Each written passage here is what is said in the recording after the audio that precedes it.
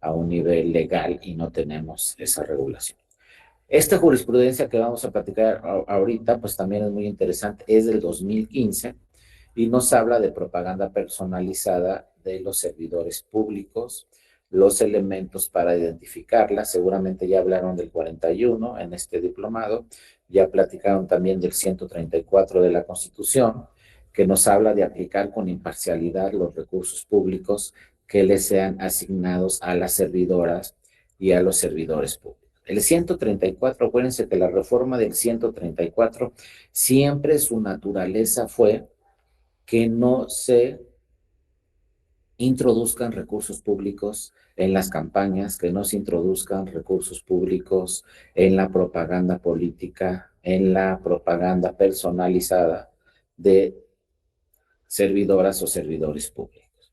Es decir, si somos servidoras o servidores públicos, pues no debemos utilizar recursos públicos para una propaganda personalizada o para una propaganda política, ¿no? También se suspende la propaganda gubernamental.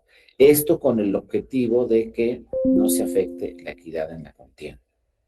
Entonces, por eso, atendiendo a estos criterios y a otros, pues por eso ahorita estamos viendo que se está decidiendo por parte de un partido político, veremos qué hacen los demás, ¿sabes qué? Pues si quiere ser precandidato o aspirante, o como ustedes le quieran llamar, pues tiene que renunciar para que ya no sean servidores públicos y para que no se actualice, por ejemplo, los temas que hablan esta jurisprudencia de propaganda personalizada de los servidores públicos, para que no se acrediten estos temas y para que no se pueda decir estás utilizando recursos públicos y esto va a afectar la equidad en la contienda, pues mejor deja de ser servidora o servidor público. Lo veremos, ¿no? Pero les digo, desde mi punto de vista, pues nos estamos adelantando muchísimo a lo que marca la ley. La ley habla de precampañas para iniciando el proceso electoral, precampañas en diciembre, por ahí, el proceso empieza en septiembre, pero ya estamos viendo ahorita pues diferentes movilizaciones, entonces hay que estar muy pendientes. Y claro, el tema es este, y seguramente llegarán casos relacionados con este tema. Una cosa es que sea servidor o servidor público y otra cosa muy distinta es que utilice recursos públicos, porque ahí en medio de estos temas de ser servidor público y hacer propaganda personalizada y utilizar recursos públicos está la libertad de expresión y el derecho a la información. Sí tenemos, como lo platicamos en la sesión anterior, pues un principio muy importante que se tiene que respetar, que es la equidad en la contienda, pero también tenemos derechos humanos, todas las personas, también las servidoras y los servidores públicos, que deben de protegerse en un Estado constitucional democrático de derecho. Una democracia, para que verdaderamente se diga democracia, tiene que haber una protección de la libertad de expresión y el derecho a la información.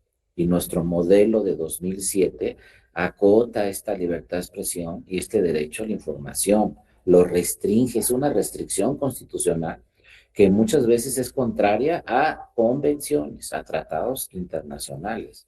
Pero como está en la Constitución, pues se tiene que cumplir. Entonces ahí hay una línea muy, muy delgada que siempre tenemos que revisar. Sí, soy servidor público, está bien, pero no por eso van a vulnerar mi libertad de expresión y el derecho a la información de todas las personas. Entonces puedo pronunciarme quizá como servidor público, pero no utilizar recursos públicos. Y es lo que nos dice esa jurisprudencia, ¿no? Aplicar con imparcialidad los recursos públicos que le sean asignados a esa servidora o a ese servidor público con la finalidad de que no se afecte la equidad en la contienda. Pero tampoco podemos afectar la libertad de expresión y el derecho a la información. Y es lo que nos dicen otras partes del mundo, es que ustedes acotan mucho este tema. Sí, está bien, es un servidor público, pero su libertad de expresión tiene que protegerse lo más que se pueda. Y el derecho a la información que tiene toda la ciudadanía de escuchar el pronunciamiento de un servidor público también es muy importante. Entonces, vean, el plan B hablaba de, bueno, el servidor público que sí se puede expresar, pero que no utilice recursos públicos. Pero no se dio el plan B. Bueno, lo más seguro es que no se dio el plan B, no se dio la reforma constitucional y entonces prácticamente no se puede pronunciar en ningún tema electoral una servidora o un servidor público. Y eso llama, insisto, a nosotros a lo mejor se nos hace común, oye, no te adelantes, oye, no te expreses, oye, no hables a favor o en contra de este partido político, oye, no digas que en un futuro quieres ser candidato o candidato, no puedes hacer ningún tipo de estos señalamientos. Así lo dice nuestra Constitución. Pero en otros países, en otras partes del mundo nos dicen, oye, es que no es posible que no se pueda pronunciar como un servidor público, si aspira a un nuevo cargo, no se pueda pronunciar. Pues en México no, porque de alguna forma se afecta la equidad en la contienda. Entonces les digo, hay una línea muy delgada que se tiene que matizar, se tiene que revisar, pero claro, pues lo mejor es que si alguien quiere ser candidato o candidata, pues de plano no renuncie o pida licencia a su encargo y ya pueda desprender su campaña o su precampaña, ¿no? Y no tener este tipo de problemas que los dice muy claro el 134 de la Constitución. Ahí está, ¿no? La jurisprudencia 2015 que ya habla de esto. Pues, ¿cuáles son los elementos para atender o para revisar cuando hay propaganda personalizada por parte de un servidor público o una servidora pública, ¿no? Entonces dice la jurisprudencia, en este sentido, a efecto de identificar si la propaganda es susceptible de vulnerar el mandato constitucional de equidad en la contienda, debe atenderse a los elementos siguientes. Es decir, para que sea propaganda personalizada, se tiene que cumplir con tres elementos. Primero, que sea personal, que derive esencialmente de la emisión de voces, imágenes o símbolos que hagan plenamente identificable al servidor público. Es decir, yo estoy haciendo propaganda y me identifican claramente porque es una propaganda personal. No estoy hablando de algún programa de gobierno o alguna propaganda de gobierno, sino estoy hablando de un tema personal que me promueve a mí directamente. Entonces deben ser voces, imágenes o símbolos plenamente identificables al servidor público, no a una institución. Después el objetivo, hay que revisar cuál es el objetivo, que impone el análisis del contenido del mensaje. ¿Qué dice el mensaje? ¿Cuál es el objetivo del mensaje? A través del medio de comunicación social de que se trate, para determinar si de manera efectiva revela un ejercicio de promoción susceptible a actualizar la infracción constitucional. Es decir, si un presidente municipal está inaugurando un hospital que se hizo en ese municipio, pues no es una propaganda personalizada. Está diciendo, vengo a inaugurar un hospital. Para que sea propaganda personalizada, pues debe haber voces, imágenes que se refieran directamente a ese servidor público y debe haber una promoción personalizada de ese servidor público directo que esté afectando la equidad en la contienda. Entonces debe ser personal, hay que ver cuál es el objetivo del mensaje a fondo y luego temporal. Ese es otro tema también muy importante, el tercer elemento. Y dice la jurisprudencia, pues resulta relevante establecer si la promoción está personalizada, se efectuó iniciando formalmente el proceso electoral o se llevó a cabo fuera del mismo, ya que si la promoción se verificó dentro del proceso, se genera presunción de que la propaganda tuvo propósito de incidir en la contienda, lo que incrementa cuando se da en el periodo de campañas, sin que dicho periodo pueda considerarse el único determinante para la actualización de la sanción. Aquí en pocas palabras, nos dice la Sala Superior, hay que ver cuándo se dio esa promoción personalizada y entre más cercano sea el proceso electoral. O si se dio dentro del proceso electoral, pues obviamente es más susceptible la infracción. Afecta más la equidad en la contienda y afecta más el proceso electoral entre más cercano al día de la elección sea esa promoción personalizada. Entonces hay que distinguir primero si fue dentro del proceso electoral, si fue antes del proceso electoral, para después tratar de encuadrar y concretar lo que llamamos, ¿no?, la individualización de la sanción. Entonces, el tema temporal también es muy importante para ver qué tanto afecta esa propaganda personalizada la equidad en la contienda. Ojo, eso siempre lo he dicho, ¿no? Las quejas que se presenten y en su caso que deriven sanciones de esas quejas, pues son lo que también llama el tribunal pruebas preconstituidas. No solamente estas quejas, por ejemplo, propaganda personalizada, pueden generar una sanción. Además de generar una sanción, pues se puede acreditar, como se dice aquí en la jurisprudencia, que está afectando la equidad en la contienda y entonces va a quedar ahí una prueba. Esa queja va a ser una prueba que posteriormente muchas veces los partidos políticos hacen valer ante el tribunal para que también se anule alguna elección relacionada con ese proceso electoral. Entonces, no solamente pueden ser sujetos de sanción los responsables, sino pueden provocar en un momento dado que se anule una elección si es que se dio constantemente esta propaganda personalizada y también revisando el tema temporal, cuándo se dio, cuántas veces se dio y qué tanto puede afectar el proceso electoral. También hay que revisar, obviamente, cuál fue el resultado final entre el primero y segundo lugar en esa elección, pero las consecuencias no pueden ser solamente una infracción, pueden tener consecuencias como anular una elección. Sí, buenos días, Marta, adelante, te escuchamos. Gusto en verte.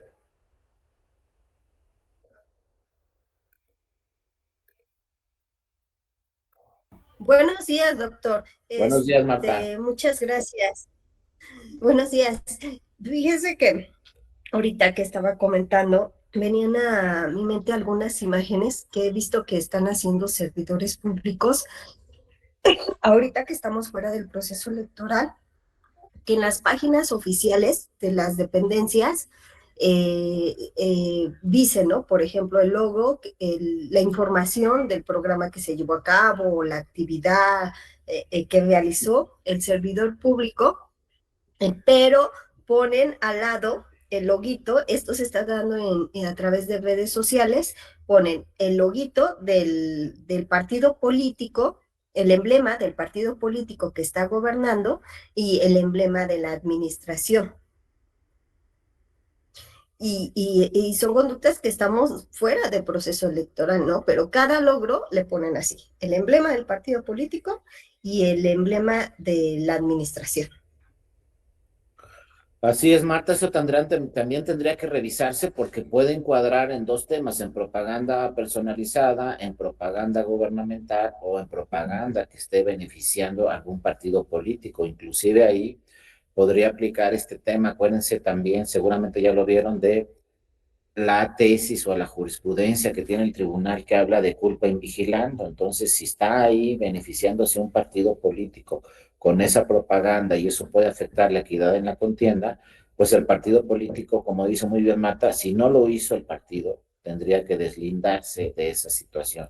Y si lo hizo, pues puede promoverse ahí una queja para que el INE pues revise efectivamente ese tema que está ahí en redes sociales y por lo pronto, acuérdense las facultades que tiene el INE, pues por lo pronto, en su caso el INE, tendría que dictar, ¿no?, medidas cautelares sobre esa propaganda que nos marca Marta, que está en redes sociales. Acuérdense que el INE tiene convenio con todas las redes sociales para monitorear todo lo que aparece ahí en redes sociales y hay un convenio con todas las redes sociales. Entonces el INE, pues si se presentara una queja, lo primero que tendría que solicitarse al respecto es el dictado de medidas cautelares y luego hacer la investigación. Como también, como muy bien dice Marta, ni siquiera ha iniciado el proceso electoral y ya por ahí puede haber propaganda en redes sociales que encuadre, ¿no?, en, les digo, propaganda gubernamental o propaganda personalizada, que de alguna forma, incluso antes de que inicie el proceso electoral, como en estas fechas, pues pueda afectarlo, ¿no? Entonces sí habría que revisar esos temas y en consecuencia, pues presentar la queja ante la autoridad administrativa para que le dé seguimiento a esa investigación. En su caso, se integre un expediente y luego acuérdense que ya lo vimos, pues todos estos temas de radio, televisión y redes sociales, pues ya las resuelve directamente el tribunal. Esas atribuciones no las tiene el INE.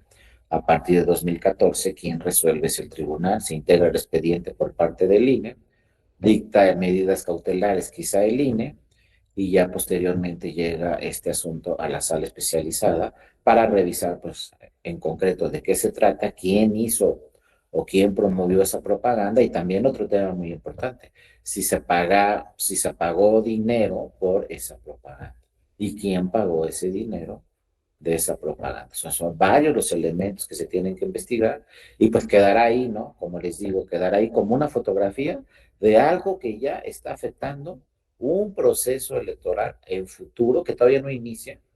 Y hay que tener también con eso, con ese tema mucho cuidado, porque podemos decir son actos anticipados de campaña, pues quizás sí del partido, pero también este tema de propaganda personalizada, luego nos sucede mucho en materia electoral que decimos, mira, esta persona se está adelantando, se está adelantando, se está adelantando, pero luego resulta que su partido dice, no, tú no vas a ser el candidato va a ser otra persona.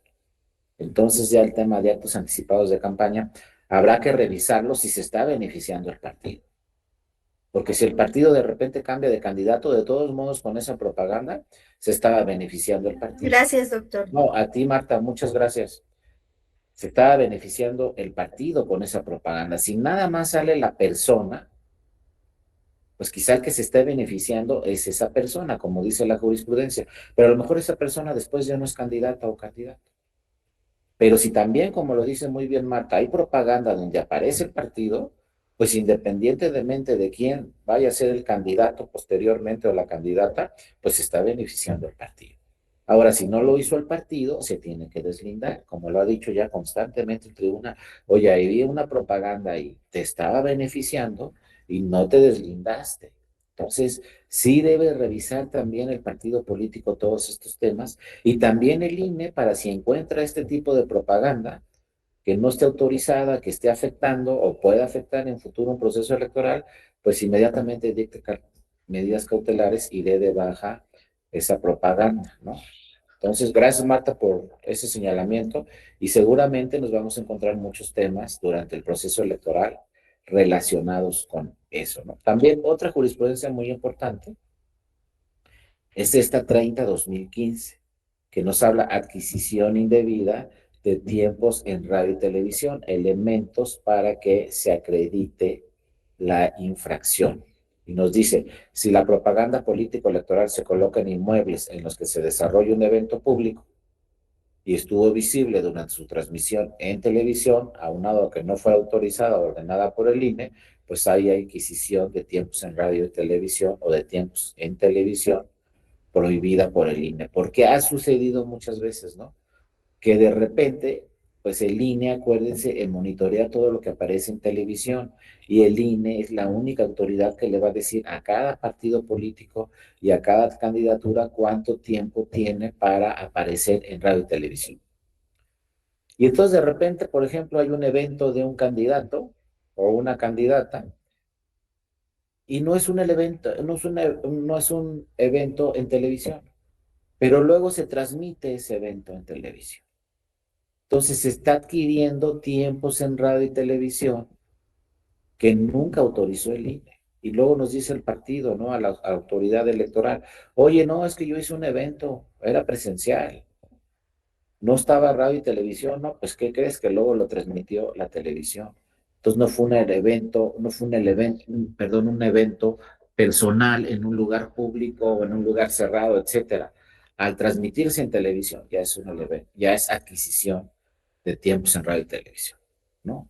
O también muchas veces sucede que ese evento se transmite en redes sociales y luego lo que se transmite en redes sociales posteriormente se transmite en televisión y entonces estás adquiriendo los tiempos en radio y televisión de una forma indebida. Entonces hay que revisar siempre todos estos casos.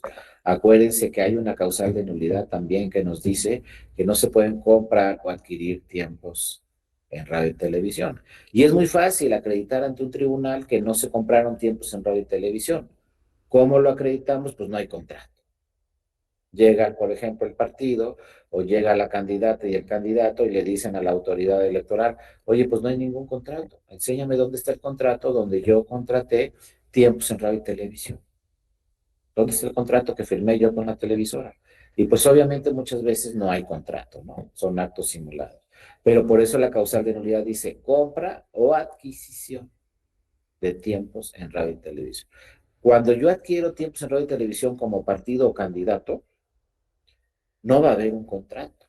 No se necesita un contrato para que una autoridad electoral diga, pues, ¿sabes qué? Adquiriste tiempos en televisión. ¿Por qué? Porque te estoy viendo ahí en la televisión a tal hora. Ya lo monitoreó el INE y a tal hora saliste en televisión y no es un tiempo autorizado por el INE. Oye, pero no firmé contrato. No importa. Estás adquiriendo, no comprando. Y entonces también, con base en esta causal de nulidad que se aprobó en 2014 en la reforma constitucional, pues también se dio esta jurisprudencia donde dice, cuidado, puedes adquirir tiempos en radio y televisión, ¿no? Cuando por ejemplo, en un cierre de campaña o en algún otro tema de campaña, pues por ahí se transmita alguna propaganda en televisión. Pues hay que tener cuidado y sobre todo redes sociales.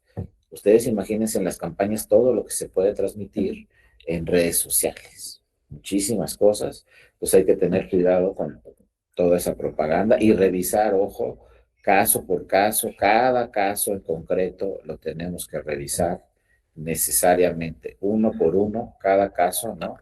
En concreto hay que revisar. Bueno, después tenemos actos anticipados de campaña, ¿no? ¿Cuáles son los actos anticipados de campaña? ¿Y cuándo se pueden dar, cuándo no? Actos anticipados de campaña nos dice esta jurisprudencia del 2016. Actos anticipados de campaña los constituye la propaganda difundida durante la precampaña cuando no está dirigida hacia los militantes. Aquí hay que tener también mucho cuidado. Cuando hay un candidato único, por ejemplo, estamos ya en precampañas y el partido dice, ya mi candidato único, porque así lo seleccionó la militancia, es tal persona. Entonces, ese candidato o esa candidata única, pues solo puede hacer eventos, como dice aquí, dirigidos solamente a la militancia. Porque si eres candidato único y haces eventos dirigidos a toda la ciudadanía, dice la legislación, estás afectando la equidad en la contienda, porque entonces te estás adelantando a todas las demás partidos que todavía no tienen su candidatura, porque están en precampañas. Y apenas los demás partidos van a ver cuál va a ser su candidato o candidato. Y tú como eres, ya te dijo tu partido, tú eres el candidato único, tú vas a ser el candidato, pero todavía estamos en precampañas, pues no puedes hacer una campaña abierta. Te tienes que esperar a que inicie la campaña abierta. Mientras sea pre-campaña, tú eres el candidato único, no te, no te puedes adelantar y solo puedes hacer propaganda, como dice aquí, en la pre-campaña dirigida únicamente a la militancia. Pero es muy difícil luego hacer pre-campaña dirigida únicamente a la militancia, porque imagínense, si esto circula, esa precampaña dirigida a la militancia, circula en redes sociales, pues ya está dirigida a toda la ciudadanía. Y si eso que apareció en redes sociales de repente también aparece en televisión, pues ya está dirigida a toda la ciudadanía. Entonces hay que tener cuidado, ¿no? Aquí fue un caso de Colima, donde la sala superior dice, ¿no? Que esta propaganda del candidato único debe ser dirigida al interior del partido político, para que de esta manera se convierta en candidato, por lo que no debe hacer llamamientos al voto y su discurso esté dirigido justamente solamente a militantes y simpatizantes del instituto político en cuyo proceso de selección interno participa. Si es candidato único, pues ya, no puede abrirlo públicamente. Si son varios precandidatos, pues tampoco se debe abrir públicamente estas campañas hasta que inicie el periodo de campañas, ¿no? Y se dice aquí la jurisprudencia también. En este sentido, cuando el contenido de la propaganda de precampaña exceda el ámbito del proceso interno del partido del que se trate, será susceptible de configurar actos anticipados de campaña. Entonces, imagínense cómo nos tiene actualmente la ley que dice, oye, si van a hacer campañas deben dirigirse solamente a militantes y simpatizantes. Así dice la ley y entonces en consecuencia, así dice la jurisprudencia, pero imagínense lo difícil que es hacer pre-campaña varias candidatas o varios precandidatos o precandidatas y que esto solamente sea dirigida a militantes y no sea dirigida a la ciudadanía en general, ¿no? Pero bueno, ahí está la jurisprudencia y deben de tener mucho cuidado los partidos políticos en todas sus precampañas, con todas sus precandidatas y precandidatos, para que esas precampañas solamente se dirijan a simpatizantes y militantes de partidos políticos. Y luego, bueno, pues entró ya desde el 2006, pues han llegado muchos casos y seguramente llegarán más casos y cada vez más casos relacionados, ¿no?, con los medios electrónicos. Los medios electrónicos de Internet, pues están generando muchos casos, cada vez se están generando más casos, ¿no?, que se tendrán poco a poco que revisar cada uno de estos casos. Pero bueno, aquí tenemos precedentes, solamente son precedentes, hay que revisarlos y bueno, seguramente tendremos más precedentes en este 2023 y más precedentes, ¿no? Seguramente también para el 2024. Aquí simplemente se habla en esta jurisprudencia 17 del 2016, nos dice, Internet debe tomarse en cuenta sus particularidades para determinar infracciones respecto a mensajes difundidos en estos medios. Se habla del Internet y se dice, en el contexto de una contienda electoral, la libertad de expresión debe ser especialmente protegida, ¿no? Es donde insiste la Sala Superior si tenemos un medio de comunicación, un modelo de comunicación política muy estricto, muy restringido, pero también estamos en una contienda electoral y la libertad de expresión debe ser especialmente protegida. Y nos vamos a enfrentar muchas veces libertad de expresión frente al principio de la equidad en la contienda. Aquí la Sala Superior dice, en Internet la libertad de expresión debe ser especialmente protegida, ya que constituye una condición esencial del proceso electoral y de la democracia. Y más si es en Internet. Acuérdense, el Internet no está debidamente regulado en la legislación. Entonces aquí la Sala Superior dice, todo lo que se transmite en Internet debemos darle una protección especial, sobre todo porque son temas de libertad de expresión y estamos en un estado democrático. Y luego insiste, toda vez que Internet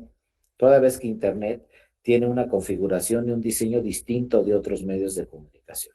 O sea, dice la Sala, no estamos hablando de radio, donde hay otras restricciones, de televisión, donde hay otras restricciones, o de la prensa, donde hay otras restricciones. Estamos hablando de Internet por la forma en que se genera la información, el debate y las opiniones de los usuarios, lo que no excluye un régimen de responsabilidad. Entonces, nos dice la Sala, el Internet debe ser un medio de comunicación mucho más abierto, debe protegerse en cuanto se pueda la libertad de expresión, pero que también, nos dice la Sala, pero esto no quiere decir que en Internet ya no tenga ninguna responsabilidad esa propaganda que se transmite ahí. Hay que revisar, en pocas palabras, cada caso concreto, pero sí hace el señalamiento muy claro. El Internet, redes sociales, en pocas palabras, no es lo mismo que el radio, no es lo mismo que la televisión y no es lo mismo que la prensa y debe dársele un tratamiento más protector de la libertad de expresión a las personas que se dirigen en Internet, ¿no? Luego también ya tocó el tema en 2016 ya directamente de lo que son o lo que entendemos, ¿no?, por las redes sociales, ¿no? Y dice, libertad de expresión, presunción de espontaneidad en la difusión de mensajes de redes sociales. Aquí la Sala Superior lo dejó el caso muy claro y dijo, todo lo que sea espontáneo en redes sociales no se va a limitar.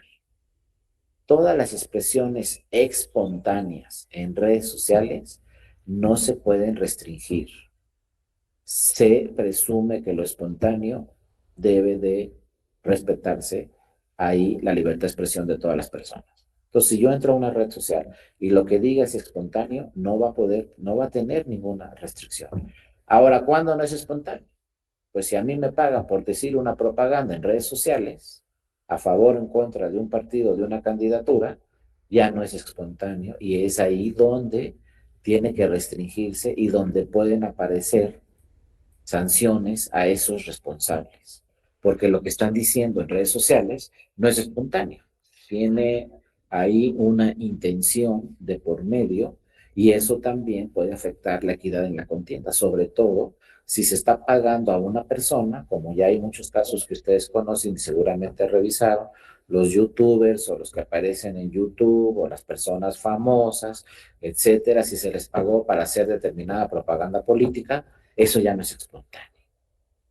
Y entonces vienen ahí una serie de sanciones porque le van a decir a esa persona, oye, sí, ya sé, tú estás diciendo vota a favor de tal partido político, pero no es espontáneo, ¿no? Hay un dinero ahí de por medio, hay que ver quién le pagó a esa persona, ¿no? De dónde salieron esos ingresos y pues revisar todos los que sean sujetos responsables. No solamente va a ser sujeto responsable la persona famosa, sino también el partido al que está beneficiando y también la persona que en un momento dado le pagó algún dinero a esa persona por hacer esa propaganda en redes sociales. Esas son las distinciones siempre que tenemos que hacer. Pero si es espontáneo y cualquier persona se pronuncia en redes sociales de una forma espontánea, no lo podemos restringir porque, insisto, debemos de proteger este derecho humano tan importante en una democracia y tan importante en una elección, que es la libertad de expresión. El debate público es lo que fortalece un proceso electoral.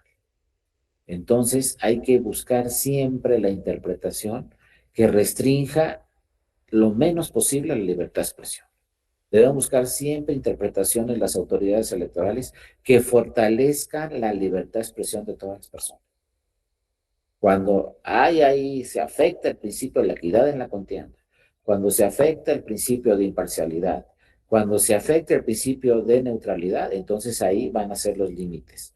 Pero por lo general debemos buscar una interpretación, porque así lo dice además el primero de la Constitución, por lo general debemos de buscar una interpretación que fortalezca, que proteja la libertad de expresión de todas las personas durante un proceso electoral. Por eso les digo, tenemos ahí el modelo de comunicación social en la de comunicación, en las elecciones, en la Constitución, pero tenemos distintas restricciones que de alguna forma restringen la libertad de expresión de todas las personas, de las candidaturas, de los partidos políticos, pero es el modelo que está y no lo podemos cambiar. Necesitamos una reforma constitucional.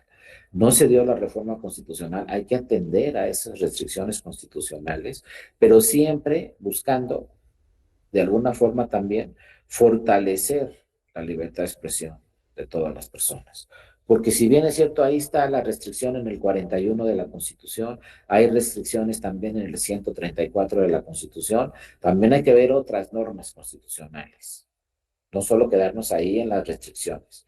Hay que ver otras normas constitucionales como son el primero de la Constitución, que dice todas las autoridades deben de proteger los derechos humanos y deben de buscar la interpretación favorable a la protección de los derechos humanos. Y un derecho humano, uno de los más importantes en un Estado democrático, es la libertad de expresión. Entonces, no solamente hay que atender directamente al 41 de la Constitución, no solamente hay que atender directamente al 134 de la Constitución, también hay que revisar el primero de la Constitución y obviamente también hay que revisar lo que dicen tratados internacionales y convenciones sobre la protección de derechos humanos y sobre la protección de la libertad de expresión, ¿no? Por lo tanto, muchas veces el Tribunal Electoral ha tenido que ponderar, ¿no?, entre lo que dicen unas normas constitucionales y lo que dicen otras normas constitucionales y también lo que dicen los tratados internacionales. Y cada caso debe de revisarse en lo específico. No podemos decir este criterio de este caso no lo traemos a este criterio, a este caso, porque muchas veces los casos parecen iguales, pero tienen elementos en el fondo distintos. Cada caso es particular y no podemos decir, pues con esta jurisprudencia resuelvo este caso. Hay que ver si efectivamente ese caso se refiere estrictamente a lo que en un momento dado se puede referir también estrictamente la jurisprudencia. Entonces son temas de ponderación, temas donde se ha trabajado mucho, pero pues temas donde les digo, pues muchas veces hay que ir viendo caso por caso, cada caso en lo particular, hay que ir revisando cada caso uno por uno en lo particular a ver, ¿no? Hasta dónde podemos llegar en cada uno de los casos en lo particular, ¿no? Bueno, otro caso relevante que también podemos revisar es este que nos dice, ¿no? Otra jurisprudencia de 2016, libertad de expresión en redes sociales, enfoque que debe adaptarse al analizar las medidas que pueden impactarlas. Entonces también dentro de sus párrafos nos dice la jurisprudencia, las redes sociales son un medio que posibilita un ejercicio más democrático, abierto, plural y expansivo de la libertad de expresión. Vean cómo casi en todas las jurisprudencias la sala superior se refiere al tema de libertad de expresión, ¿no? No solamente a la equidad en la contienda y a la restricción de la libertad de expresión, sino a fortalecer la libertad de expresión, tratando obviamente en todos los casos de no afectar la equidad en la contienda. Entonces aquí nos dice claramente, ¿no? Las redes sociales son un medio que posibilita un ejercicio más democrático. Debe haber redes sociales, más abierto, más plural y expansivo de la libertad de expresión. Es decir, las redes sociales fortalecen, protegen la libertad de expresión, lo que provoca una postura que se adopte en torno a cualquier medida que pueda impactarla. Entonces, también dice la sala, las redes sociales y esta libertad de expresión debe estar orientada en principio a salvaguardar la libre y genuina interacción de todos los usuarios. Todos los usuarios pueden utilizar, obviamente, redes sociales de una forma libre y genuina, como parte de su derecho humano a la libertad de expresión, ¿no? Para lo cual resulta indispensable remover potenciales limitaciones sobre el involucramiento cívico y político de la ciudadanía a través de Internet. Aquí también nos dice la sala, ¿saben qué? Vamos en la mayoría de los casos a tratar de proteger la libertad de expresión simple y sencillamente cuando no se demuestre efectivamente que se está afectando de una manera clara la equidad en la contienda. Vamos a buscar la posibilidad, la interpretación que proteja la libertad de expresión en las redes sociales que tiene toda la ciudadanía. Es decir, la jurisprudencia siempre va en el sentido de proteger la libertad de expresión. Por eso en la sesión anterior, no sé si se acuerdan, les dije que las quejas no solamente eran motivo para infraccionar algunas conductas. Las quejas también muchas veces son motivo para darle una protección especial a la libertad de expresión, para hacer interpretaciones que protejan la libertad de expresión. Los procedimientos especiales sancionadores no tienen solamente el objetivo de sancionar, también tienen otro objetivo muy importante que es proteger derechos humanos, entre ellos la libertad de expresión. A lo mejor yo presento una queja y resulta que el resultado de esa queja fue una protección a la libertad de expresión de alguna persona, de alguna candidatura, de algún partido, de algún grupo importante, como pueden ser los medios de comunicación. Las quejas generan jurisprudencia, muchas veces protectora de derechos humanos, como en algunos casos que estamos analizando. No solamente se va, insisto, a sancionar con este tema, muchas veces se van a proteger derechos humanos con estos temas de la libertad de expresión y del derecho a la información. Ahora, fíjense esta, también del 2016, esta jurisprudencia nos dice, libertad de expresión no protege la imputación de delitos cuando en ello se calumnia a las personas. Aquí está un límite muy importante, no solamente en México, sino aquí sí es en todo el mundo, que la calumnia es una limitante de la libertad de expresión. Tú puedes decir muchas cosas durante una campaña, pero no calumnia.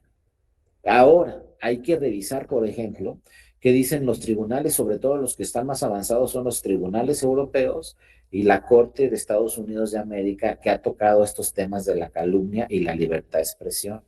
También, ojo, hay una línea muy delgada hasta dónde protegemos la libertad de expresión y dónde ya encuadra en calumnia.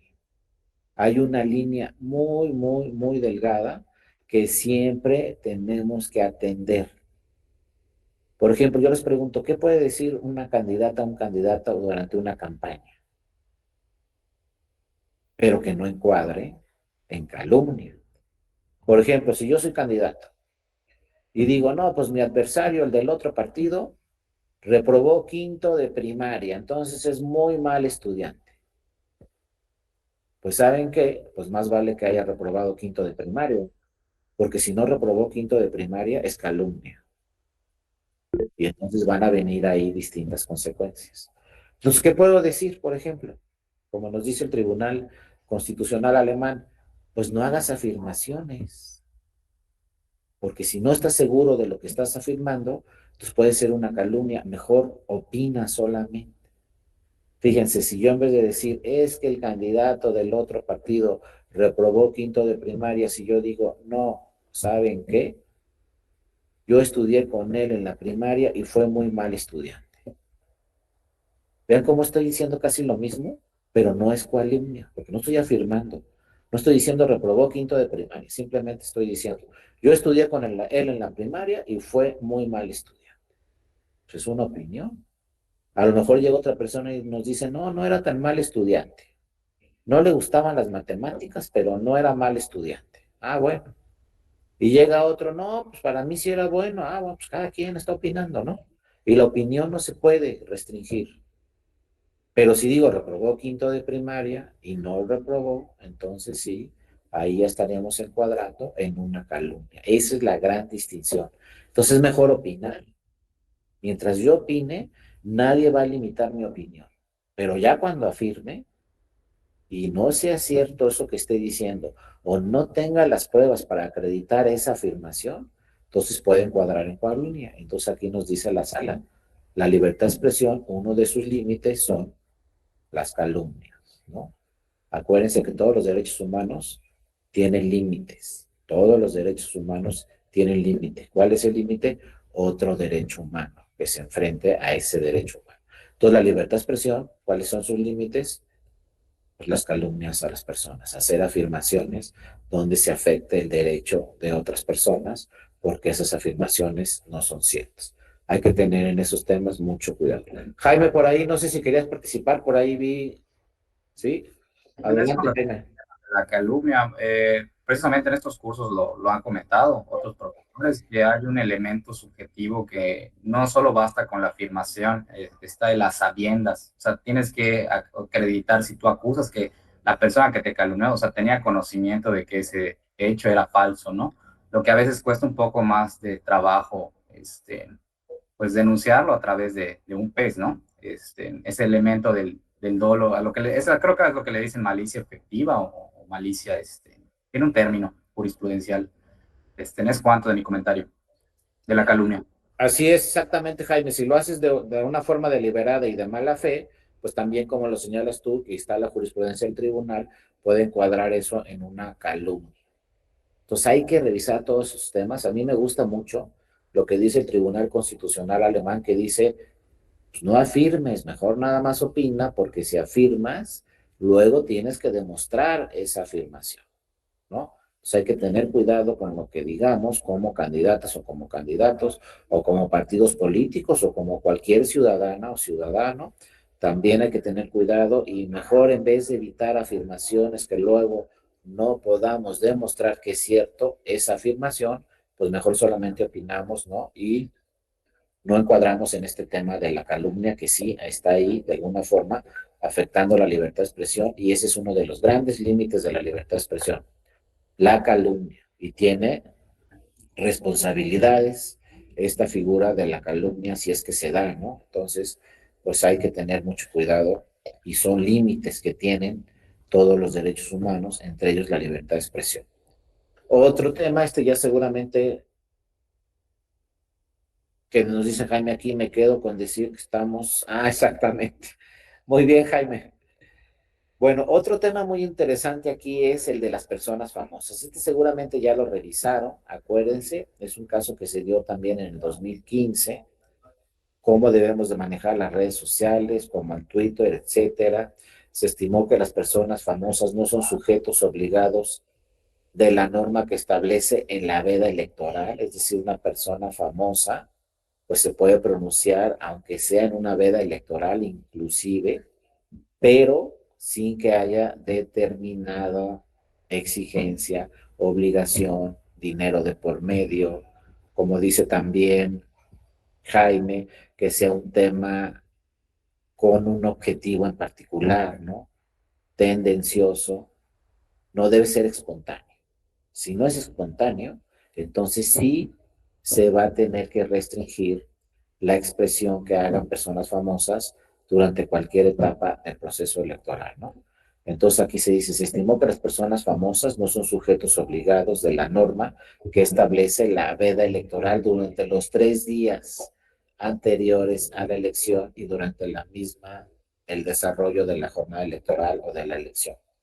No va a haber restricciones, pero también se dijo, no obstante, se demostró que en los mensajes señalados por estas personas famosas, en este caso, existen elementos comunes entre sí que permiten desvirtuar la presunción de espontaneidad de su emisión. Es decir, aquí los vamos a sancionar, porque lo que dijeron estas personas famosas no fue espontáneo y generaban una fuerte presunción en el sentido de que no se trató de mensajes publicados en un auténtico ejercicio de libertad de expresión y de información, sino que está en presencia de una estrategia propagandística dirigida a beneficiar, en este caso, al Partido Verde Ecologista de México, lo cual la Sala Superior revocó la sentencia para efectos de individualizar la sanción.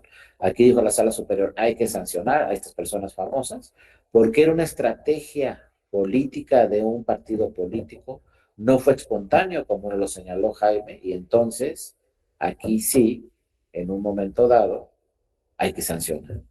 Pero ojo, es muy difícil, ¿no? Estos temas de distinguir cuándo fue espontáneo, cuándo no, cuándo hay un partido ahí atrás con alguna intención en esa propaganda o en esos mensajes de las personas famosas.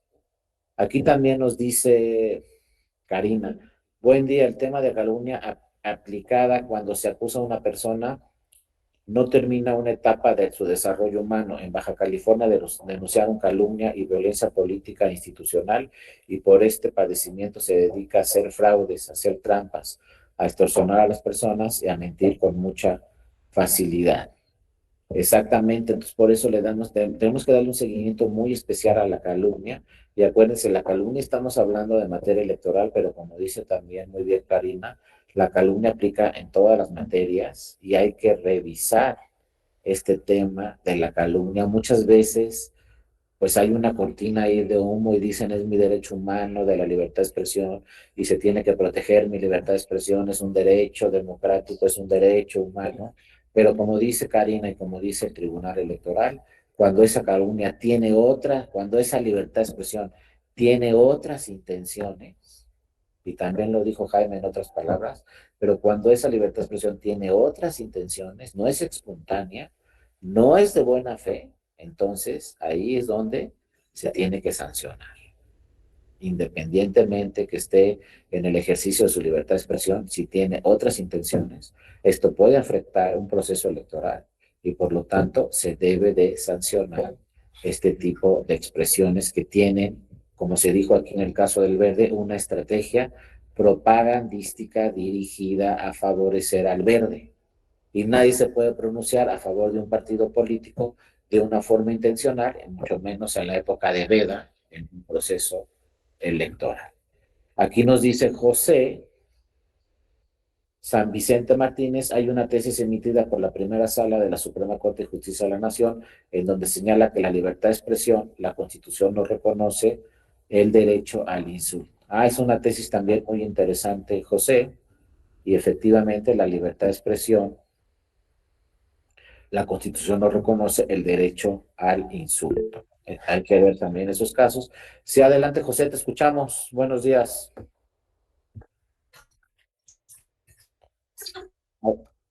Adelante, José.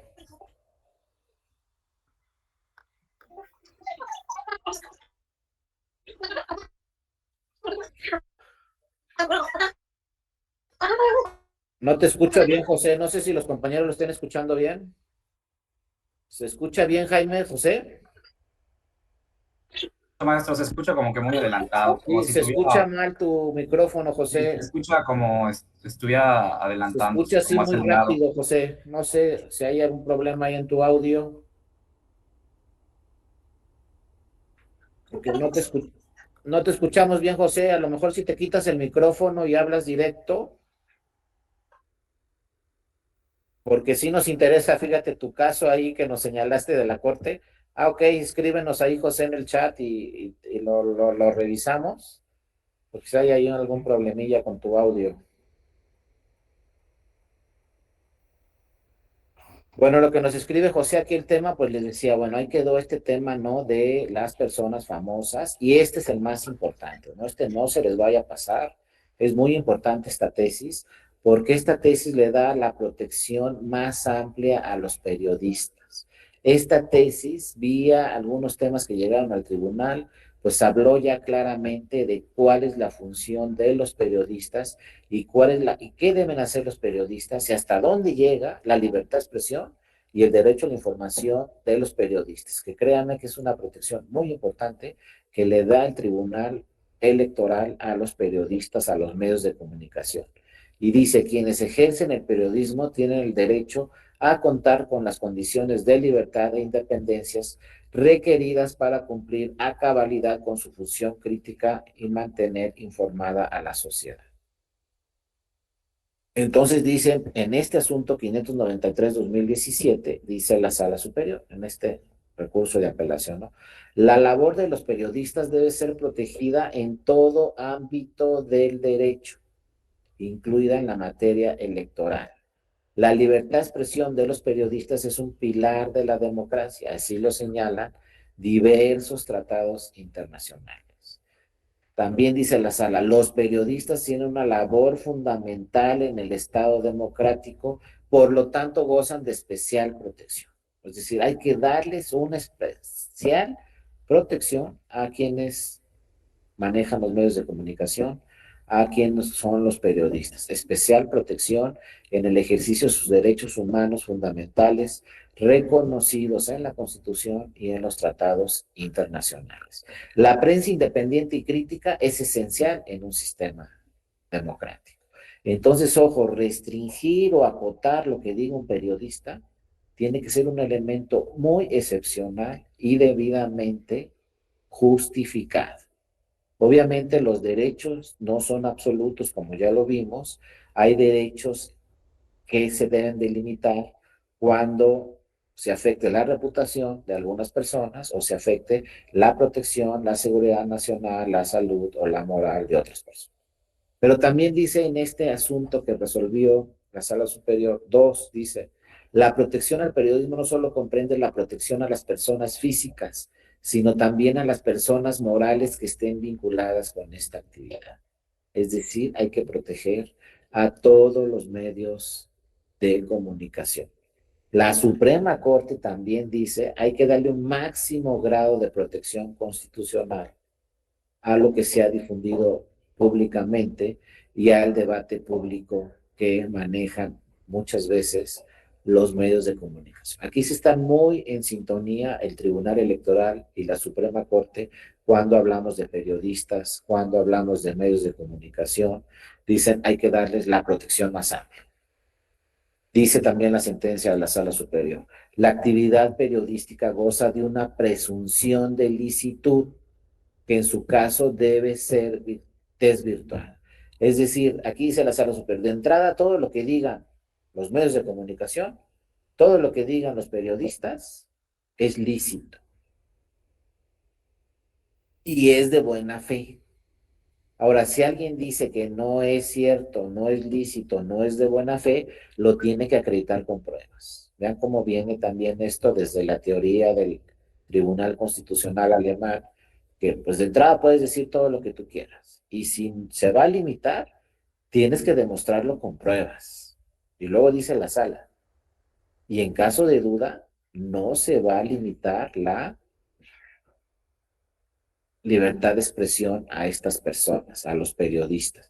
Si hay duda, vamos a presumir que es lícito lo que están diciendo los periodistas. O sea, para limitar la libertad de expresión y el derecho a la información de los medios de comunicación, tengo que tener pruebas contundentes para poderlo limitar. Y, por ejemplo, decir que es una calumnia. Si no tengo pruebas contundentes, no se va a restringir lo que digan los medios de comunicación en un proceso electoral.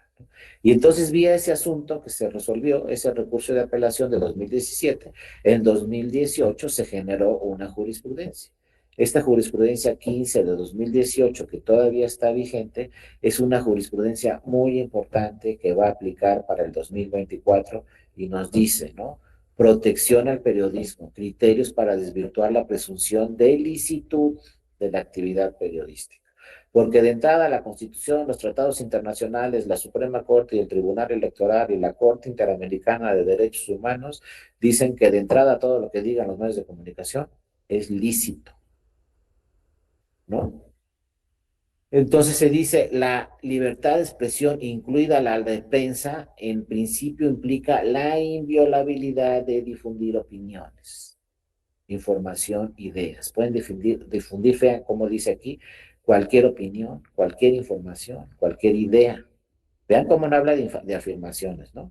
Cualquier opinión pueden decir los medios de comunicación, cualquier información, cualquier idea a través de cualquier medio de comunicación, prensa, radio, televisión, redes sociales, etcétera. Por ello, insiste la Sala Superior en su jurisprudencia, la labor periodística goza de un mandato jurídico protector al constituir el eje central de la circulación de ideas e información pública. Obviamente los periodistas pues sí son el eje central de la circulación de ideas e información pública. Son la fuente entre donde está la información y nos hacen llegar la información. La fuente para que la información nos llegue a nosotros, ciudadanía, son los periodistas. Ellos van a la fuente, como así le llaman, obtienen la información y nos las transmiten a nosotros. Entonces su labor es esencial en un proceso democrático. Entonces hay que darles una protección especial, ¿no?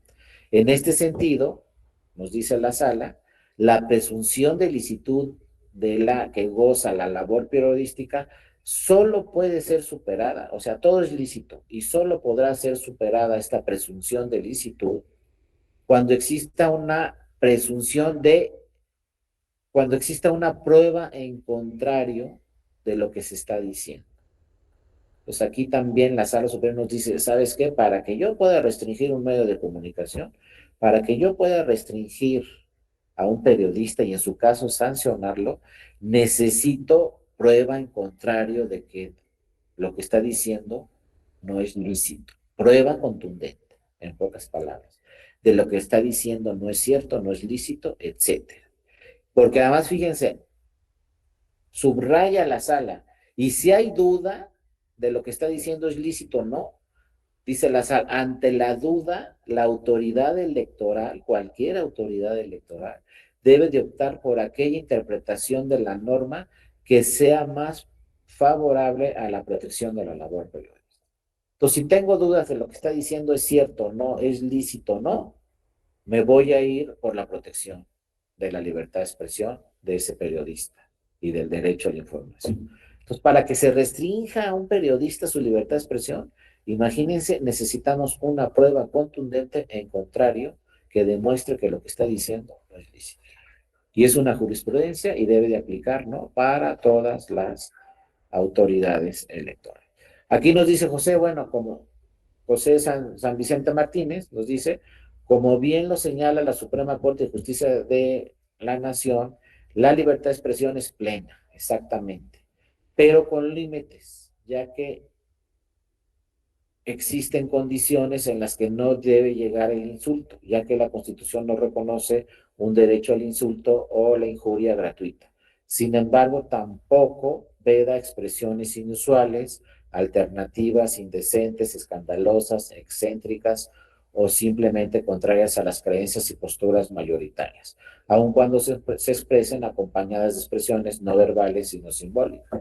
Muchas gracias, José, por esto. Efectivamente, de alguna forma también matiza muy bien esto la Suprema Corte y busca, fíjense, también la Corte, igual que el Tribunal Electoral, una interpretación favorable para no restringir. Tienen que ser casos muy excepcionales donde la Corte o el Tribunal Electoral restrinjan estos temas de libertad de expresión. Como lo dice muy bien José también aquí en este párrafo, pues hay que darle la mayoría de protección a la libertad de expresión, incluyendo todas estas posturas mayoritarias que expresen, ¿no?, con otros temas, pues que algunos lo pueden ver ofensivos, pero dice la Suprema Corte, vamos a proteger la libertad de expresión. Hay que buscar interpretaciones que protegen la libertad de expresión y vamos a tratar de evitar la restricción. No, aquí lo señala muy bien José, es un criterio de la Suprema Corte que viene a fortalecer este criterio también del Tribunal Electoral, hablando de los medios de comunicación. O sea, los tribunales constitucionales en México y los tribunales constitucionales en todo el mundo, pues ya desde hace muchos años estamos viendo que buscan la protección favorable a la libertad de expresión. A pesar de muchos temas que hay, como los que toma José, pues buscan siempre estos órganos constitucionales la protección o la interpretación que proteja la libertad de expresión y el derecho a la formación. Y cada vez esto se va a ir abriendo más. Por eso les dije, no alcanzamos una reforma constitucional, pero los órganos constitucionales de nuestro país buscan siempre una interpretación que favorezca la libertad de expresión. Y ya vimos que con los periodistas es todavía una protección especializada más importante a los periodistas. Siempre, insisto, hay que buscar una interpretación favorable a proteger la libertad de expresión, salvo distintas excepciones, como las que ya señalamos o las que señaló también muy bien José, que nos ha dicho la Suprema Corte. Pero la vía de entrada es la protección de la libertad de expresión, que por eso muchas veces choca con lo que dice actualmente nuestra legislación en materia electoral. Hay normas todavía en nuestra legislación que restringen de alguna forma la libertad de expresión, pero bueno, no pasó la reforma constitucional y a estos temas nos vamos a enfrentar en el 2024, entonces tanto la Corte como el Tribunal Electoral pues tienen que ir matizando todos estos temas donde se restringen derechos fundamentales y buscar la potencialización de la protección de estos derechos humanos, entre ellos la libertad de expresión, que pues también tiene que ver mucho la libertad de expresión y el derecho a la información con los procesos electorales. También aquí se matizó, fíjense, en esta jurisprudencia del 2019, el tema de programas sociales. Y nos dice esta jurisprudencia, programas sociales, sus beneficios no pueden ser entregados en eventos masivos o modalidades que afecten el principio de equidad, pero no se pueden suspender. Simplemente dice la sala, no pueden ser entregados en eventos masivos, como de alguna forma utilizar los medios, los programas sociales de alguna forma para presionar a la ciudadanía que voten a favor o en contra de determinada partido o determinada candidatura. Pero tampoco se van a suspender. Aquí también lo matiza claramente la Sala Superior. No se van a suspender de ninguna forma durante los procesos electorales los programas sociales. Simplemente hay que matizarlo, ¿no? Y como dice la jurisprudencia, en principio no existe el deber específico de suspender la entrega de los beneficios de programas sociales durante las campañas electorales, debido a su finalidad. Pues sí, sería muy grave suspender programas sociales.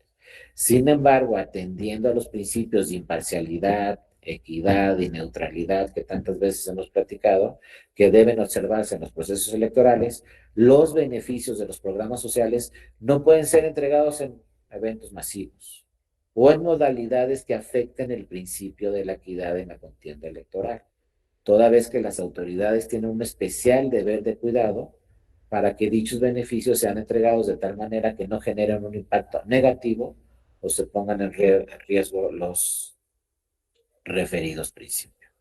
Pero sí deja claro la sala, no se van a suspender, simplemente no debemos hacer eventos masivos y mucho menos coaccionar vía programas sociales a la ciudadanía para que emitan el voto a favor de determinado partido político, ¿no? Etcétera. También nos dice Clemente, libertad de expresión y acceso a la información, la obligación de todo informador de distinguir entre lo que es una noticia y lo que es una opinión forma parte del estándar de protección de esos derechos humanos. Tesis, ¿no? Creo que es de la Suprema Corte, sí. Tesis primera, 14 de 2022, ¿no?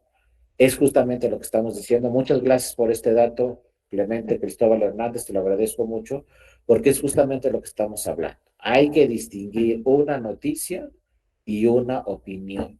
Y estas se deben de proteger conforme al estándar de los derechos humanos. Vean cómo ahí van de la mano, como dice Clemente, la Corte, y como dijo José, la Corte y el Tribunal van de la mano, pero esto viene también seguramente del Tribunal Constitucional alemán, donde nos dice la obligación de todo informador es de distinguir entre lo que es una noticia y lo que es una opinión, y forman parte del estándar de protección de derechos humanos.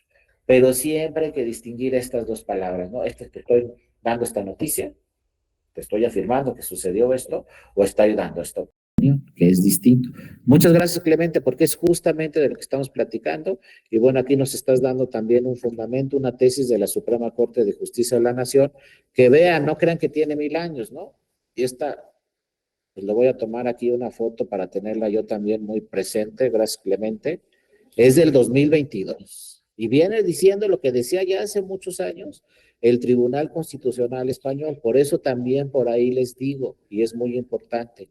Luego a mí me dicen, ¿y por qué hay que buscar lo que dicen los tribunales europeos? Eso no es obligatorio en México. No, no es obligatorio en México, pero nos da mucha luz qué está sucediendo en otros tribunales constitucionales en Europa. Nos da mucha luz qué dice el Tribunal Europeo de Derechos Humanos.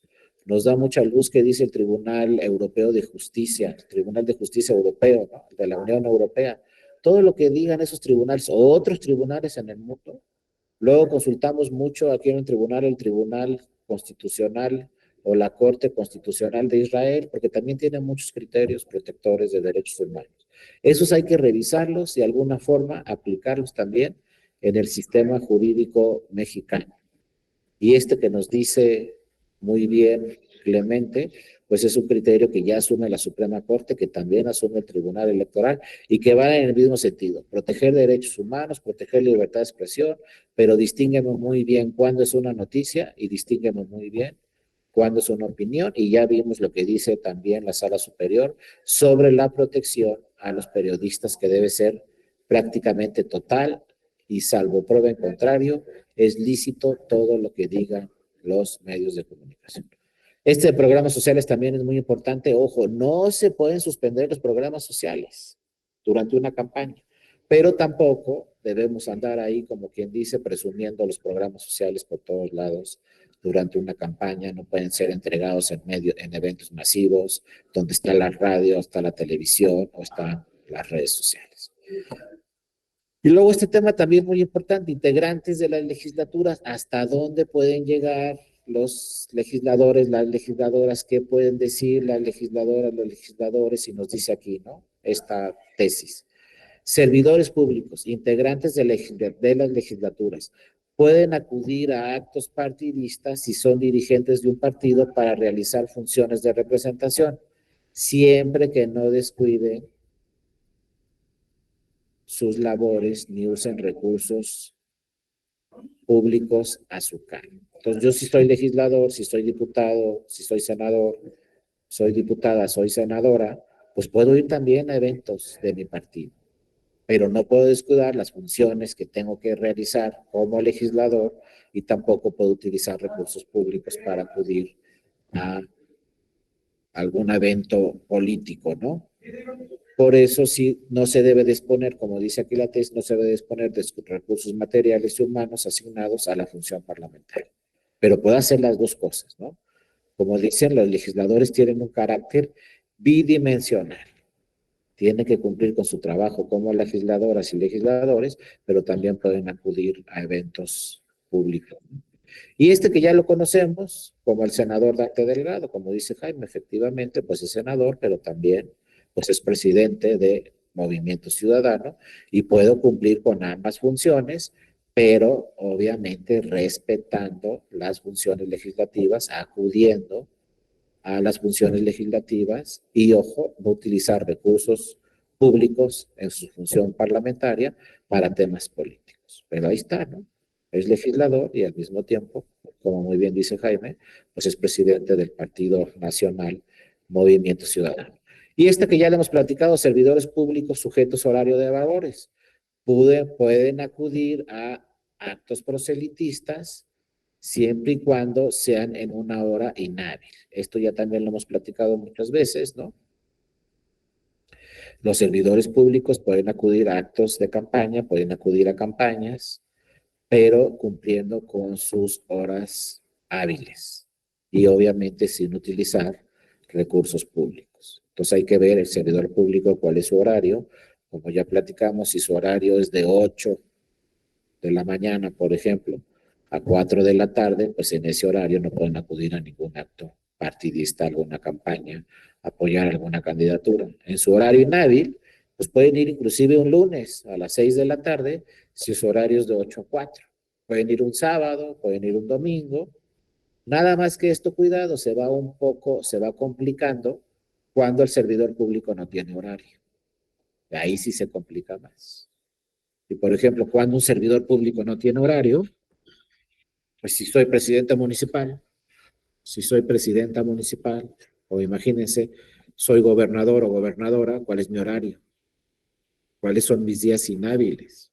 Ahí se complica la situación, entonces deben tener mucho más cuidado estos servidores de un rango alto de estos temas de las campañas, porque no va a tener horario una gobernadora o un gobernador, entonces tiene que tener mucho cuidado y si asiste a una campaña, no afectar la equidad en la contienda, no pronunciarse en esa campaña a favor ni en contra y sobre todo no utilizar recursos públicos si acude un servidor de este rango a algún tipo o algún evento político, ¿no? Ahí lo dice también en este juicio electoral 128 del 2021, la Sala Superior.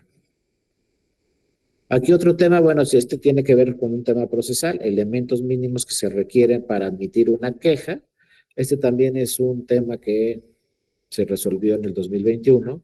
Si yo voy a presentar una queja, debo de llegar con hechos claros, circunstancias de modo, tiempo y lugar. Por lo menos tengo que aclararle a la autoridad electoral cuáles fueron las circunstancias, qué fue lo que sucedió, cuál fue el tiempo y cuál fue el lugar. Y otro tema, pruebas mínimas, porque muchas veces se ha cuestionado, oye, presentaste una queja, pero no me traes ninguna prueba. Bueno, tampoco puedes traerme todas las pruebas, pero tienes que traer pruebas mínimas de tales hechos que acontecieron y pueden constituir una infracción, electoral. Pruebas mínimas quiere decir que no tiene que ser una prueba con valor probatorio pleno, una prueba evidente, ¿no? Puedo llegar con una fotografía, con unos videos, no son pruebas con valor probatorio pleno, pero sí son pruebas mínimas y con eso ya se le tiene que dar entrada a esa queja y revisar esas quejas vía las pruebas que se presentan. Sí, adelante, Clemente, te escuchamos. Sí, sí, buenos días, doctor. Es un ¿Qué gusto tal, escucharlo Clemente? nuevamente en su Igualmente. plática muy amena y abonando al conocimiento sobre todo, ¿no? La pregunta era si no existe algún precedente, al menos yo no recuerdo ahorita, ¿va? Si existe algún precedente, si usted ha visto hoy, en relación de que diga que los servidores públicos, pues no pierden esa investidura, sea como fuera de los horarios, días inhábiles, ¿no? Horarios inhábiles, que hay, la jurisprudencia lo permite, dice, ¿no? Pero me parece que por ahí yo escuché como en noticias, algo así, algo me se viene a la mente, pero no recuerdo bien si deriva de, de una sentencia ya del tribunal, la asistencia de un gobernador a un evento público por su propia investidura que lleva, pues como usted lo decía ahorita en este momento, pues no deja de ser gobernador, aunque sea el día inhábil. Entonces, esto no recuerdo bien si así lo dijo, si es que lo dijo la sala superior, que su investidura sigue permaneciendo y eso puede influir precisamente en la equidad, en la contienda, porque ciertamente estas jurisprudencias o tesis nos dan la línea que sí se permite a los funcionarios públicos siempre y cuando sea en horas o días inhábiles, o sea, que estén fuera de su labor o su quehacer cotidiano como funcionario público. Pero en esta parte de que si el gobernador está presente en un evento público, aunque sea día inhábil, pues no sé si esta investidura por sí misma influya en la equidad de la contienda. No sé si tenga algo al respecto, doctor. Muchas gracias. No, muchas gracias a ti, Clemente, y es muy, muy importante el tema y muy relevante el tema que tocas, y sí, efectivamente, sí existe precedente, te me adelantaste un poquito, pero qué bueno que lo tocas, y seguramente, pues, lo revisaste tú por ahí en alguna sentencia de la Sala Superior, pero sí está muy claro ese precedente, y sí dice claramente, como lo señalas muy bien, Clemente, la Sala Superior, es que el gobernador es gobernador las 24 horas, los 7 días de la semana. Y entonces hay que darle un tratamiento diferente a un servidor público normal. Vean ¿no? Precisamente aquí está el precedente. Te digo que te me adelantaste tantito, Clemente, pero qué bueno que lo tocas, ¿eh? Porque es un tema muy relevante. Miren, en este asunto 163-2018, pues la Sala Superior habla de titulares del Poder Ejecutivo en campañas, ¿no? Ah, acuérdense, se los digo de una vez, esta presentación, si me escriben a mi correo electrónico, yo en cuanto tenga tiempo les hago llegar toda la presentación. Acuérdense que en la sesión anterior vimos la primera parte, en esta sesión la segunda, entonces yo escriban en mi correo con toda confianza y les hago llegar toda la presentación. Y aquí nos diste este asunto, ¿no? Titulares del Poder Ejecutivo en campañas. Tienen características particulares que dan una mayor visibilidad frente a la ciudadanía. Su cargo es unipersonal. Tiene facultades de mando y dirección, ejecución de programas sociales y recursos públicos, uso de fuerza pública también. Entonces deben de guardar un grado máximo de mesura, prácticamente no pronunciarse en una campaña, mucho menos subirse al templete ahí con las candidaturas, ¿no? Pero sí pueden ir, es que tienen derecho también como cualquier persona. Soy gobernador, pero también tengo derechos humanos, también tengo derechos políticos.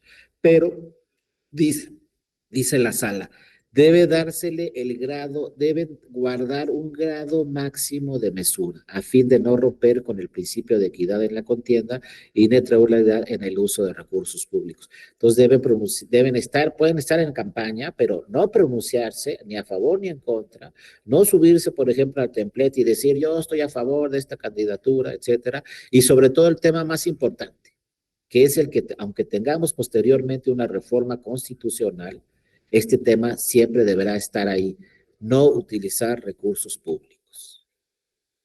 Pero aquí, como lo dijo muy bien Clemente, este asunto ya se había visto en otros precedentes, pero todavía en el 2018 se volvió a subrayar, ¿no? En este asunto, titulares del Poder Ejecutivo en campañas.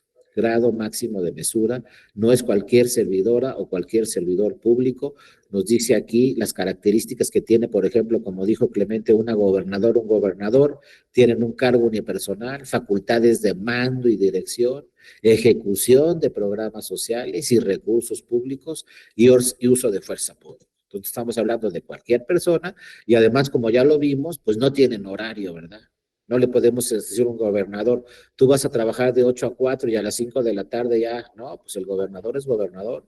Las 24 horas del día, los 7 días de la semana. Y si no, pregúntenle a una gobernadora, un gobernador, y van a decir, no, pues a mí me pueden hablar a las 3 de la mañana y tengo que estar pendiente a las 3 de la mañana por cualquier circunstancia que suceda en mi estado. Entonces, bueno, aquí queda el presidente. Muchas gracias, Clemente, porque es un tema muy importante el que está señalando y es un tema que tenemos que tener mucho cuidado en los próximos procesos electorales. Bueno, compañeras y compañeros, y ya nada más termino con esto, con dos objetivos. Primero, que conozcan las nuevas causales de nulidad que tienen relación directamente con estos temas que han revisado en este procedimiento especial sancionador, en este diplomado del procedimiento especial sancionador. Estas causales de nulidad tienen relación directa con los procedimientos especiales sancionadores, con las quejas. Y se los traigo aquí porque pues también los que no han tomado el diplomado de nulidades, pues también ahí está un diplomado de nulidades en la Escuela Judicial Electoral como oferta académica, donde se revisan a fondo todas las causales de nulidad. Y entre ellas se revisan estas que se incorporaron a la Constitución.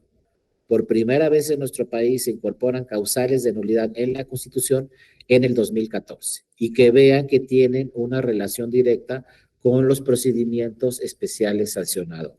Entonces, en otra oportunidad que ustedes tengan, yo sé que tienen muchas actividades, pero pues si por ahí tienen algún tiempito, un mes, pues inscríbanse en el diplomado de nulidades que también dura un mes con 2 horas hora y media, más o menos, de 1 hora y media a 2 horas todos los días, durante un mes, más o menos, y ya también pueden entrarle a la información que tenemos en el diplomado de nulidades. Pero se los dejo aquí nada más, ¿no? ¿Cuáles son las nuevas causales de nulidad que se crearon en el 2014 y que vean, van íntimamente relacionadas con todos los temas que revisaron en el procedimiento especial sancionado? En el 2014 se reformó la Constitución, se crearon en la Constitución para que aplicaran en todas las elecciones. No hay que ver si la ley de mi estado contempla estas causales de nulidad o no, porque están en la Constitución y aplican en todas las elecciones, en todas las entidades federativas. Sin embargo, pues ya los legisladores en los estados, pues incorporaron las causales en las leyes. Entonces, están en la Constitución, pero también están en las 32 legislaciones de las 32 entidades federativas. Y vean cómo tiene una relación directa con lo que estamos estudiando, porque dice, la ley establecerá el sistema de nulidades de las elecciones federales o locales por violaciones graves, dolosas y determinantes. Y nacen 3 nuevas causales de nulidad que hay que estar muy atentos y que ya se han hecho valer las 3 ante los tribunales electorales en distintas ocasiones. Y dice la ley, la Constitución, perdón, se puede anular una elección cuando se exceda el gasto de campaña en un 5%. Entonces, ojo con el 2024, cuando por ahí el INE en su fiscalización, en su dictamen de fiscalización, nos diga, oye, este candidato ganador rebasó los topes de gastos de campaña en un 5% más, eso puede provocar que se anule la elección. 2, la siguiente causal de nulidad nos dice, se compre lo que hemos estado platicando o adquiera cobertura informativa o tiempos en radio y televisión fuera de lo que autorice el INE. Si yo como partido, como candidato, compro tiempos en radio y televisión o adquiero cobertura informativa o tiempos en radio y televisión, como hemos platicado de algunos temas, esto también puede provocar que se anule la elección. Por eso les decía, las quejas tienen relación directa con las causales de nulidad. Lo que quedó en una queja y se resolvió en una queja, luego puede servir para que se anule la elección o para que se actualice una de estas causales. La tercera nos digan y vean cómo también tiene mucha relación con lo que platicaron en este diplomado, lo que revisaron. La causal, la tercera que se plasmó en la Constitución en el 2014 nos dice, se puede anular una elección también cuando se reciban o utilicen recursos de procedencia ilícita o recursos públicos.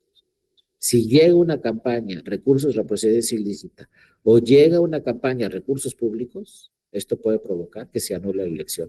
Y vean cómo nos dice la causal 10 pesos, 20 pesos, 100 pesos, 1000 pesos. Dice, tu tribunal revisa si afectó o no ese dinero que llegó vía procedencia ilícita o vía recursos públicos. Pero si hay dinero ahí en la campaña, puede ser que se anule también la elección. Entonces, pues obviamente cuando un partido quiere que se acredite alguna de estas causales de nulidad, lo primero que le presenta al tribunal son quejas que resolvió anteriormente el propio tribunal. Y estas quejas pueden servir de pruebas para que después un tribunal electoral diga se anula la elección, porque se rebasaron los topes, porque se adquirieron tiempos en radio y televisión que no autorizó el INE, o porque llegaron recursos a la campaña de procedencia ilícita o recursos públicos. Ahora, hace acotaciones la Constitución y también las leyes otra vez, y nos dice claramente, ¿no? Para que se actualicen estas causales de nulidad, dichas violaciones deberán acreditarse de manera objetiva y material, es decir, debemos tener las pruebas claras. Y luego dice la propia Constitución, se presumirá que las violaciones son determinantes cuando la diferencia entre primero y segundo lugar sea menor al 5%. Entonces aquí también hay que revisar cada elección, pero si vemos que en una elección el resultado entre el primero y el segundo lugar fue de menos de 5 puntos, pues se puede actualizar cualquiera de estas causales de nulidad, porque la Constitución nos dice, si la diferencia entre el primero y el segundo lugar es de 5 puntos o menos, es más factible que se actualice esta causal de nulidad. Por eso los partidos ya constantemente revisan cuál fue el resultado final en la elección. Si fue de menos de 5 puntos la diferencia entre primero y segundo, pues por lo general promueve medios de impugnación para que se anule la elección. Cuando pierden por más de 5 puntos, les digo por lo general, porque esa es la experiencia, pero no son todos los casos, hay excepciones, pero por lo general, si a un partido le ganan por más de 5 puntos, ya no impugna la elección. Esa es la experiencia que tenemos. Pero puede haber excepciones, que me ganaron por 10 y de todos los impugno. Pero ya aquí la Constitución nos está dando como un parámetro, oye, mira, si te ganan por menos de 5 puntos, pues quizás valer estas causales de nulidad. Pero si te ganaron por más de 5, pues de alguna forma la Constitución nos está mandando el mensaje, pues sabes que va a ser muy difícil que se actualicen estas causales de nulidad. Y algo muy importante, si se anula la elección, ¿qué sucede? Y esto también es muy importante. Nos dice la Constitución, en caso de la nulidad de una elección, si se anuló la elección por estas causales, se convocará una elección extraordinaria. Ah, muy bien, ya sabemos. Cuando se anula una elección, nos vamos a una elección extraordinaria. Pero ¿qué creen que dice la Constitución? Ya no podrá participar la persona sancionada. Es decir, yo gané una elección como candidato, rebasé los topes, me anularon la elección, mi partido va a poder ir a la elección extraordinaria, pero yo como candidato ya no voy a poder participar en la elección extraordinaria. Entonces, bueno, les dejo ahí estas causales de nulidad y les dejo ahí el mensaje. Si les interesa el tema de nulidad de elección y de nulidad de votación recibida en casilla, de recuento de votos, etcétera, pues bueno, también ahí tenemos en la oferta académica de la Escuela Judicial Electoral un diplomado del sistema de nulidades y tenemos otros 19 diplomados. Entonces, denle una leída por ahí a la oferta académica de la Escuela Judicial Electoral, cualquier duda que tuvieran. Yo siempre voy a estar a sus órdenes. Yo voy a concluir este diplomado el día de hoy. Mañana va a estar otro compañero conmigo, pero recuérdenlo siempre, no nomás en este diplomado, en cualquier otro, aunque no haya diplomado, yo siempre estaré a sus órdenes aquí en mi correo electrónico dario.mora@te.gov.mx. Si quieren toda esta presentación que vimos en la sesión anterior y en el día de hoy, escríbanme con toda confianza a mi correo electrónico dario.mora@te.gov.mx y con todo gusto yo les hago llegar la presentación. Aquí Jaime ya me está echando porras porque está recomendando el diplomado de nulidades que ya tomó y desde hace mucho, pues Jaime y yo ya somos amigos. Por ahí, Clemente, ¿querías participar? Con todo gusto, te escuchamos. Sí, doctor, muchísimas gracias y gracias por compartirnos sus presentaciones. Justamente le acabo de enviar un correo ahí a Darío, Darío.mora. Muy bien, Clemente. Solicitar sus presentaciones. Quería preguntar nada más en relación a los dictámenes de rebase de topes de gasto de campaña. Recuerdo por ahí que tuvimos un asunto cuando estábamos allá con el magistrado Zavala, de que nos hicieron valer precisamente el rebase de tope de gasto de campaña y en ese momento todavía el INE no tenía el dictamen. Ni pues creo que estaba en un proceso de elaboración, no se había votado todavía, entonces ya se estaban llegando los tiempos para poder emitir la resolución correspondiente, que tenemos una fecha, no me acuerdo si el 3 de agosto, como fecha límite para emitir la resolución en el ámbito federal, y el partido hizo valer precisamente el rebase de topes de gasto de campaña. Se hicieron varias solicitudes al INE, pero no se pudo concretar ese dictamen porque no se había votado. Entonces, lo que se tuvo que hacer a partir de las pruebas que aportó el partido, donde pretendía acreditar ese rebase de topes de gasto de campaña, se hizo el estudio correspondiente con las pruebas que obraban en el expediente y efectivamente se determinó que no se acreditaba ese rebase con las pruebas que estaban nada más en este expediente y se dijo que estaba pues el Instituto Nacional Electoral no había emitido el dictamen correspondiente a la fecha y que por obligación constitucional se tendría que resolver en fecha determinada. Entonces sí, a veces a las autoridades jurisdiccionales se ponen en aprieto en algunos casos, ¿no? Entonces, digo, es muy importante este dictamen y no sé si por ahí tendría que establecerse como una regulación al respecto, que pues ahora sí como forzar un poquito a las autoridades a que si en tal fecha antes de que se tenga listo ese dictamen y aprobado, votado, para fin dar como una mayor certeza a ese proceso electoral, si hubo o no hubo rebase de topes de gasto de campaña. Pero bueno, sabemos que las labores son titánicas para el Instituto Nacional Electoral y tratándose de estos dictámenes de fiscalización. Entonces, pero bueno, Eso es la chamba de las autoridades jurisdiccionales y las autoridades administrativas. Es todo, maestro. Muchas gracias. No, muchísimas gracias, Clemente. Sí, si no me equivoco, fue en el 2015 donde varios asuntos de juicios de inconformidad, el Tribunal Electoral le pidió de manera urgente el dictamen de fiscalización al INE, pero el INE no lo tuvo en muchas ocasiones y los tribunales, las salas regionales, inclusive la sala superior, tuvieron que resolver con las pruebas que estaban en el expediente y no llegaron los dictámenes de fiscalización. Pero fíjate, Clemente, afortunadamente ya la plataforma del INE es mucho más eficiente, inclusive creo que cambiaron de empresa que se dedica a la fiscalización. En 2018 ya fue mucho más eficiente, en el 2021 ya fue mucho más eficiente, más que en el 18, y esperemos que para el 2024 no tengamos este tipo de problemas, aunque como dice Jaime, y lo dices tú muy bien, Clemente, y otras compañeras y compañeros, pues es que al INE le dijeron, vas a hacer la fiscalización de todas las elecciones. Imagínense nada más en el 2024, cuántas elecciones vamos a tener en todo el país, en las 32 entidades federativas, presidencial, senadurías, diputaciones, y el INE va a tener que tener lista la fiscalización de todas y cada una de las elecciones por si llegan con estos temas que señalas, Clemente, de rebase de topes de gastos de campaña. Es una labor titánica, en realidad, como dicen los compañeros, la del INE, pero efectivamente ya tiene una plataforma de fiscalización mucho más eficiente y esperemos que ya no tengamos este tipo de problemas, porque ahí está muy clara la causal de nulidad. Si rebasas los topes, en una de esas se puede anular la elección. Pues bueno, con esto terminamos, compañeras y compañeras. Ya nada más termino con esto. De verdad quiero felicitarlas y felicitarlas a todos. Ya mañana concluyen este diplomado. Las felicito y los felicito porque ustedes son un ejemplo, siempre lo he dicho, en todo el país, porque todos tienen muchas actividades, todas tienen muchas actividades, y sin embargo están en estos cursos ahí informándose, comentando temas. Eso habla muy bien de todas y de todos ustedes.